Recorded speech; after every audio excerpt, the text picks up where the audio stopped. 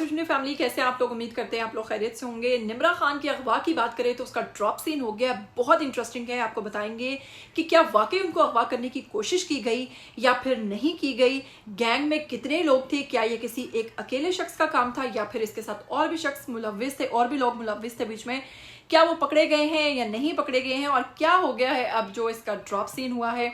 इस पे बड़ी मज़ेदार पेशरफ्त हुई है जो कि पुलिस खातून जो है वो बता रही हैं। आपको भी बताएंगे, सुनवाएंगे, दिखाएंगे। साथ ही साथ आपको बताएंगे कि इंडिया में एक स्टूडेंट ने ऐसी मशीन बना दी है जो कि आपका होमवर्क कर सकती है।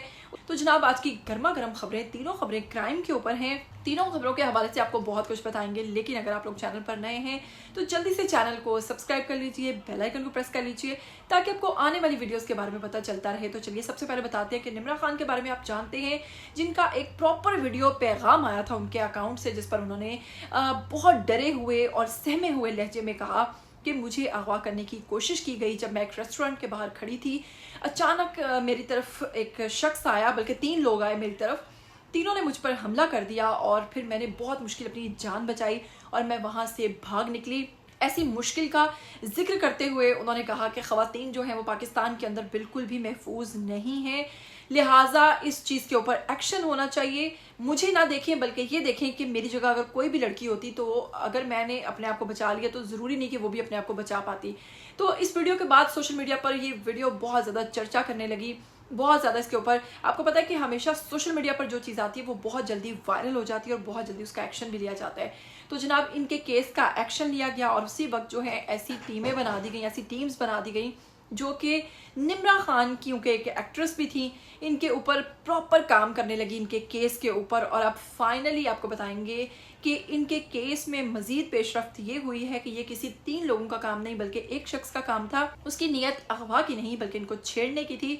वो कैसे इनके पास गया, क्या उसने किया, इस सारे मामले पे हमारी पुलिस एहलकार जो है वो क्या कहती हैं, मैं ये वीडियो आपको सुनवाऊंगी। जल्दी से सुनिए और फिर वापस आ जाइए।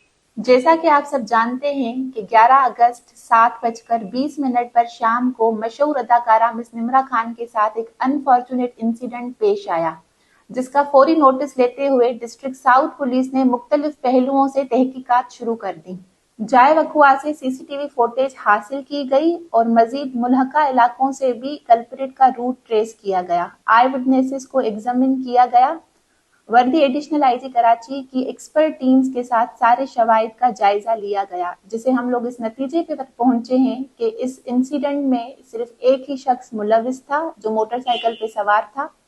मजीद ये मालूम होता है कि इसके साथ कोई गिरोह या कोई साथी शामिल नहीं है। इन सारे शवाहिद से एक बात वाज़ेह हुई है और ये बात सामने आई है कि अगवा करने का खदशा जाहिर नहीं होता आया कि ये एक हरेसमेंट अटेम्प्ट थी। हमारे साथ मिस निम्रा खान है जो कि अपना एक्सपीरियंस हमारे साथ शेयर करेंगी। अब तक की जितनी भी इन्वेस्टिगेशंस हुई हैं, आई एम ग्लैड कि nobody is after my life.